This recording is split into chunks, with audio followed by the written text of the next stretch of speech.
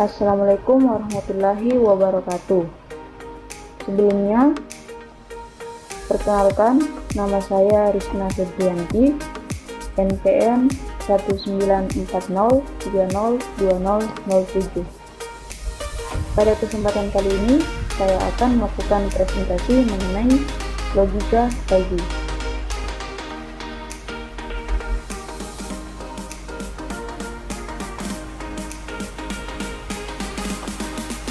Nah, poin yang akan saya bahas, yang pertama, apa itu logika fuzzy. Kemudian yang kedua, alasan menggunakan fuzzy. Yang ketiga, contoh logika fuzzy. Yang keempat, metode Mamdani. Dan yang kelima, implementasi logika fuzzy. Kita masuk bagian pertama, apa itu logika fuzzy. Konsep tentang logika fuzzy diperkenalkan oleh Profesor Lotfi Astarzadeh pada tahun 1962. Logika fuzzy adalah metodologi sistem kontrol pemecahan masalah yang cocok untuk diimplementasikan pada sistem, mulai dari sistem yang sederhana, sistem kecil, embedded system, jaringan visi, multi-channel atau workstation berbasis akuisisi data, dan sistem kontrol. Himpunan fuzzy digunakan untuk mengantisipasi adanya perubahan kecil terhadap nilai yang mengakibatkan perbedaan kategori. Sehingga dengan adanya perubahan sedikit pada nilai tidak akan memberikan perbedaan yang signifikan. Poin kedua, alasan menggunakan fuzzy. Ada beberapa alasan mengapa orang menggunakan logika fuzzy. Yang pertama, konsep logika fuzzy mudah dimengerti karena konsep matematis yang mendasari penalaran fuzzy sangat sederhana dan mudah dimengerti. Yang kedua, logika fuzzy sangat fleksibel. Yang ketiga, logika fuzzy memiliki toleransi terhadap data-data yang tidak tepat. Yang keempat, logika fuzzy dapat membangun dan mengaplikasikan pengalaman-pengalaman para pakar secara langsung tanpa harus melalui proses pelatihan. Yang keenam, logika fuzzy dapat bekerja sama dengan teknik-teknik kendali secara konvensional. Dan yang terakhir, logika fuzzy didasarkan pada bahasa alami. Poin selanjutnya yaitu contoh logika fuzzy. Contohnya, pada penentuan tinggi badan, di mana pada penentuan tinggi badan seseorang itu bersifat relatif. Digunakanlah istilah fuzzy karena pada dasarnya tidak ada patokan tinggi badan seseorang, sehingga dapat dikategorikan menjadi pendek ataupun tinggi. Sehingga digunakan penyebutan fuzzy, pendek, agak tinggi, cukup tinggi, sangat tinggi, dan sebagainya. Kata agak, kurang, dan sangat itulah yang menunjukkan kekaburan atau fuzzy. Poin selanjutnya yaitu metode Mamdani. Metode Mamdani sering juga dikenal dengan nama metode min-max. Metode ini diperkenalkan oleh Ibrahim Mamdani pada tahun 1975. Untuk mendapatkan output diperlukan 4 tahapan. Yang pertama, pembentukan himpunan fuzzy. Pada metode Mamdani, baik variabel input maupun variabel output akan dibagi menjadi satu atau lebih himpunan fuzzy. Yang kedua, aplikasi fungsi implikasi. Pada metode Mamdani, fungsi implikasi yang digunakan adalah min atau minimum. Yang ketiga, komposisi aturan. Metode yang digunakan dalam melakukan inferensi sistem fuzzy yaitu metode max atau maksimum. Secara umum dapat dituliskan mikro SF XI sama dengan max, mikro SF XI, mikro KF XI, di mana mikro SF XI adalah nilai keanggotaan solusi Cauchy sampai aturan ke I. Dan mikro KF(XI) adalah nilai keanggotaan konsekuensi aturan ke I. Yang keempat, penegasan atau defasifikasi. Pada komposisi aturan Mamdani dengan menggunakan metode centroid, di mana pada metode ini solusi Cauchy diperoleh dengan cara mengambil titik pusat daerah Cauchy. Nah, secara umum dapat dirumuskan seperti berikut.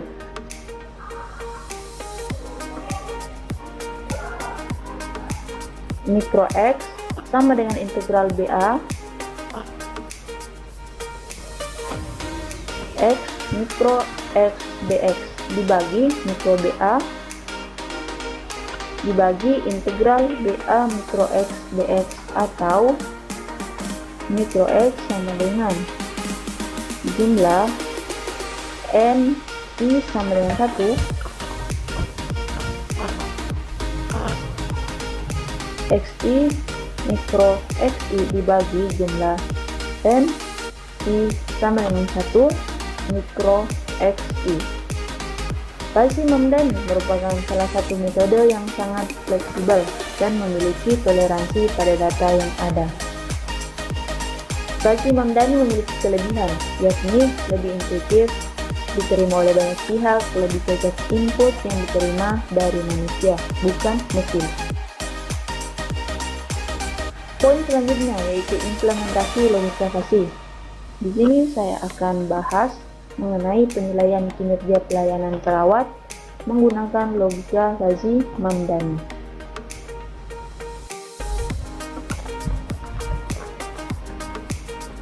Pada penilaian kinerja pelayanan perawat menggunakan logika Cauchy Mamdani,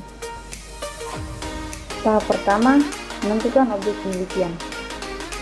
Objek penelitian yang digunakan adalah Puskesmas Rawat Inap Bonang 1 Demak. Kemudian menentukan algoritma shift. Metode yang dilakukan dalam metode data yaitu studi pustaka dan wawancara. Yang ketiga, menerapkan logika Cauchy. Metode penelitian yang akan diterapkan pada kasus evaluasi kinerja pelayanan perawat ini akan dilakukan sesuai rancangan struktur sistem inferensi Cauchy.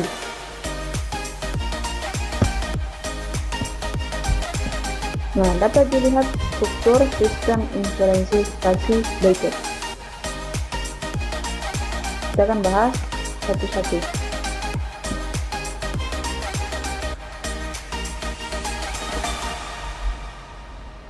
Step 1. Input. Inputnya berupa variabel. Kemudian step 2, klasifikasi, yaitu proses untuk mengubah input sistem yang mempunyai nilai tegas menjadi variabel linguistik menggunakan fungsi keanggotaan yang disimpan dalam basis pengetahuan Cauchy. Next, step 3, basis pengetahuan Cauchy. Proses untuk mengubah input Cauchy menjadi output Cauchy dengan cara mengikuti aturan-aturan if then rule yang telah ditetapkan pada basis pengetahuan Cauchy. Step 4, mesin inferensi. Proses untuk mengubah input Cauchy menjadi output Cauchy dengan cara mengikuti aturan-aturan if then rule yang telah ditetapkan pada basis pengetahuan Cauchy. Step 5, defasifikasi, yaitu mengubah output Cauchy yang diperoleh dari mesin inferensi menjadi nilai tegas menggunakan fungsi keanggotaan yang sesuai dengan saat dilakukan klasifikasi. Pada proses defasifikasi digunakan rumus Z sama dengan integral mikro Z dz dibagi integral mikro Z dz. Step 6, output. Nah, outputnya berupa hasil Cauchy. Oke, tahapan selanjutnya yaitu penentuan variabel yang digunakan. Dapat diamati pada tabel berikut. Untuk input, variabel yang digunakan ada 5, yaitu variabel trainability, reliability, responsive, assurance, empathy. Kemudian output, variabel evaluasi kinerja dengan semesta pembicaraan masing-masing 0 sampai 100. Tahap selanjutnya, penentuan domain implementasi dilakukan untuk menentukan skor yang harus diberikan oleh responden untuk setiap kriteria yang diajukan dalam kuesioner. Nah, dapat diperhatikan pada tabel berikut.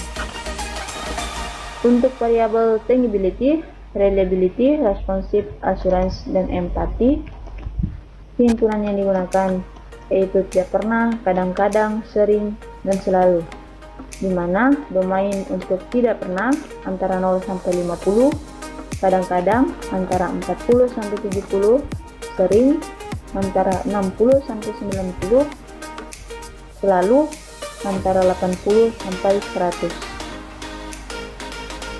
Kemudian untuk variabel evaluasi kinerja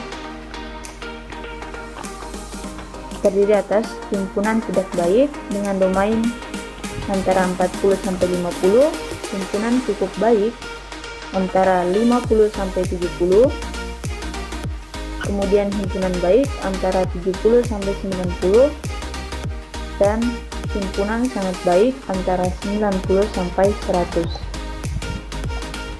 Nah, tahapan selanjutnya, representasi variabel trainability atau bukti fisik. Di sini, seperti yang dilihat pada tabel sebelumnya, terdapat 4 himpunan, yaitu tidak pernah, kadang-kadang, sering, dan selalu. Nah, dapat diamati pada gambar di samping. Untuk himpunan tidak pernah, menggunakan pendekatan fungsi keanggotaan yang berbentuk bahu kiri. Dapat diamati yang garis merah. Nah, untuk himpunan kadang-kadang dan sering, menggunakan pendekatan fungsi keanggotaan yang berbentuk kurva segitiga.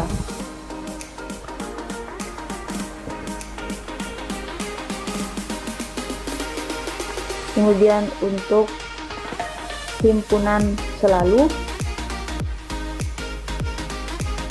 menggunakan pendekatan fungsi keanggotaan yang berbentuk bahu kiri.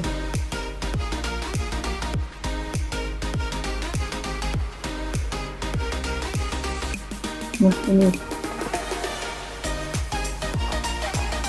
Begitupun untuk representasi variabel reliability atau handal juga terbagi menjadi 4 himpunan, seperti pada gambar di samping.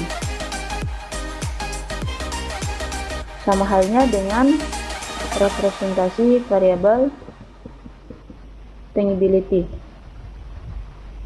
Juga terdapat 4 himpunan, yaitu tidak pernah, kadang-kadang, sering, dan selalu. Representasi variabel responsif juga sama, dibagi menjadi 4 himpunan dengan bentuk kurva yang sama dengan sebelumnya. Kemudian untuk representasi variabel assurance atau jaminan juga terbagi 4 himpunan, yaitu tidak pernah, kadang-kadang, sering, dan selalu. Kurang lebih penjelasannya seperti gambar sebelumnya. Nah, kemudian representasi variabel empati atau perhatian juga terbagi 4 himpunan, yaitu tidak pernah, kadang-kadang, sering, dan selalu. Nah, gambarnya juga sama dengan gambar sebelumnya. Nah, kemudian untuk representasi variabel evaluasi kinerja, variabel cara berjalan dibagi menjadi 4 himpunan, yaitu tidak baik, cukup baik, baik, dan sangat baik. Nah, dapat diamati pada gambar berikut. Untuk himpunan tidak baik, menggunakan pendekatan fungsi keanggotaan yang berbentuk linear naik.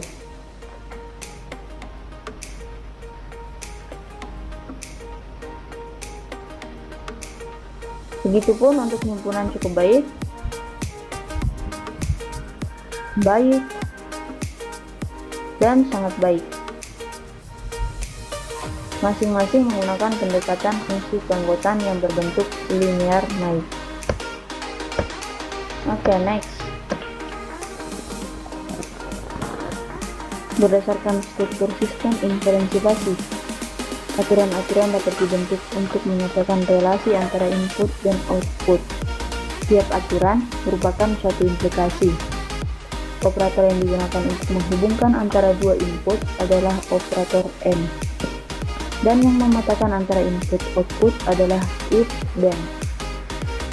Berdasarkan data-data yang ada, rule yang dapat dibentuk sebanyak 11 rule atau 11 aturan.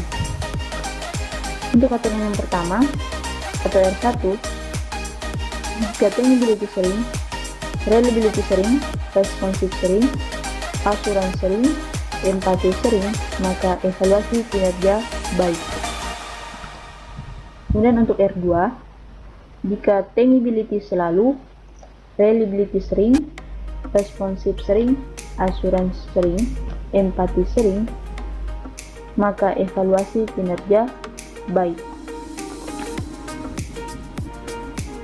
Untuk R3, jika tangibility sering, reliability sering, responsive selalu, assurance selalu, empati selalu, maka evaluasi kinerja baik. Untuk R4, jika tangibility sering, reliability sering, responsive selalu, assurance selalu, empati selalu, maka evaluasi kinerja sangat baik. Untuk R5, jika tangibility sering, reliability sering, responsive selalu, assurance sering, empati sering, maka evaluasi kinerja baik.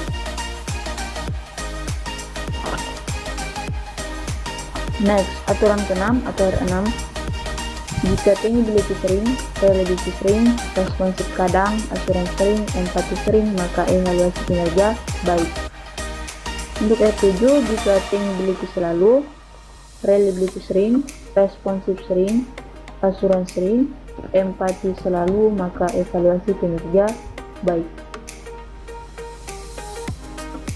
Untuk R8, jika tangibility selalu, reliability sering, responsive sering, assurance sering, empati selalu, maka evaluasi kinerja sangat baik.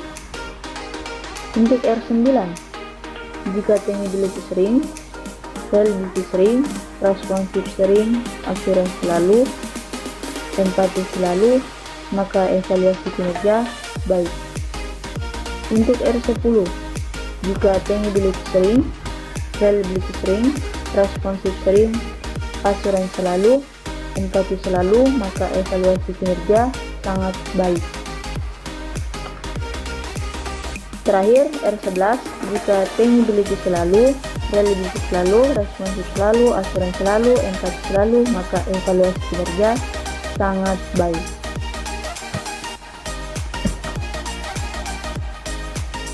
Nah, pada metode membanding komposisi antara fungsi implikasi menggunakan metode max, yaitu dengan cara mengambil nilai maksimum dari output aturan, kemudian menggabungkan daerah fasi masing-masing.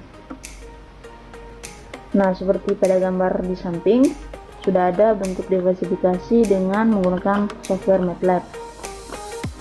Di situ terdapat penalaran fasi menggunakan metode centroid. Nah, dapat dilihat untuk input variabel tangibel, reliability, responsive, assurance, dan empati. Dan untuk variabel output, evaluasi kinerja. Untuk tangibility sama dengan 81,8, reliability sama dengan 81,5, responsive sama dengan 81,8, assurance sama dengan 81,5, empati sama dengan 82,4, dan evaluasi kinerja sama dengan 84,9. Nah, berdasarkan hasil pengujian dari total rata-rata kuesioner dengan metode Centroid, dengan input tangibility sebesar 81,8, reliability sebesar 81,5, responsif sebesar 81,8, assurance 81,5, dan empati sebesar 82,4 menghasilkan output sebesar 84,9. Hasil dari klasifikasi hasil dari diversifikasi tersebut diperolehlah input berupa tangibility, didapatkan bilangan real sebesar 81,8, yaitu merupakan keanggotaan dari domain himpunan bilangan fasi sering, yaitu antara 60 sampai 90. Kemudian untuk reliability didapatkan bilangan real sebesar 81,5, yang juga merupakan keanggotaan dari domain himpunan bilangan fasi sering. Yang ketiga, responsif didapatkan bilangan real sebesar 81,8, yang merupakan keanggotaan dari domain himpunan bilangan fasi sering.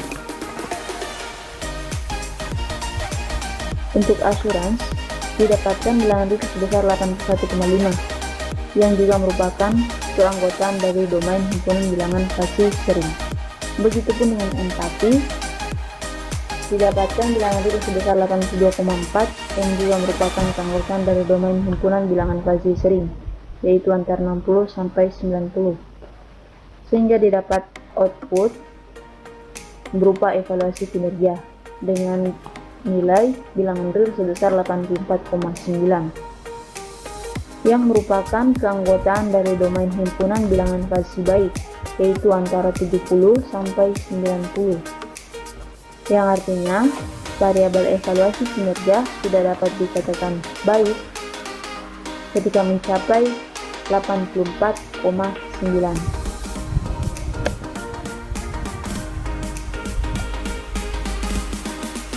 Kesimpulan dari hasil pengujian: setelah dilakukan penyebaran kuesioner di Puskesmas Bonang 1 Demak, didapatkan nilai tangibility sebesar 81,8, reliability sebesar 81,5, responsif sebesar 81,8, assurance sebesar 81,5, dan empati sebesar 82,4. Setelah dilakukan analisa menggunakan metode logika fasi Mamdani, diperoleh nilai evaluasi kinerja pelayanan sebesar 84,9, yang mana merupakan keanggotaan dari domain himpunan bilangan fasi baik, yaitu antara 70 sampai 90. Berdasarkan hasil penelitian tersebut, dapat disimpulkan bahwa metode fasi Mamdani dapat diterapkan dalam mengevaluasi kinerja pelayanan perawat di Puskesmas Bonang 1 Demak berdasarkan tangibility, reliability, responsif, assurance, dan empati. Dan dari hasil penelitian tersebut, maka metode fasi logik atau logika fasi untuk penilaian kinerja perawat di Puskesmas Rawat Inap Bonang 1 Demak sudah sesuai dengan hasil yang diinginkan.